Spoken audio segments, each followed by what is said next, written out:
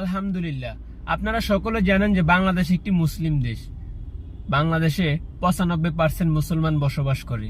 মুসলমান মনে মনে এত বছর একটা আইনে চাইছিল, যখন বাংলাদেশে আজান হয়, আজানের সময় বিভিন্ন ধরনের বাদ্যযন্ত্র বা গান এগুলো বন্ধ থাকুক, এটা মুসলমানদের হৃদয় স্পন্দনে লাগে। তাই মুসলমান চেয়েছিল যে আজানের সময় কোনো বাদ্যযন্ত্র চলবে না, বাদ্যযন্ত্র বন্ধ থাকবে, কারণ আজানের মাধ্যমে আমরা আল্লাহকে স্মরণ করি। এখন নতুন করে আইনটা প্রজ্ঞাপন হয়েছে। আপনারা আইনমন্ত্রী আমাদের সময় যেন কোনো বাদ্যযন্ত্র বা মাইকের ব্যবহার নিয়ন্ত্রণ রাখা মাইক সেই সময় বন্ধই রাখতে হবে। এটাও ভাই আমাদের সাথে এগ্রি করছে। আজানের কমের পক্ষে 5 মিনিট আগেই এই ধরনের কার্যকলাপ বন্ধ রাখতে হবে এবং নামাজ শেষ হওয়া পর্যন্ত এই ধরনের কার্যকলাপ আপনাদের কাছে ভালো লাগে ভিডিওটা শেয়ার করে অন্যকে দেখার সুযোগ করে দিবেন প্লিজ।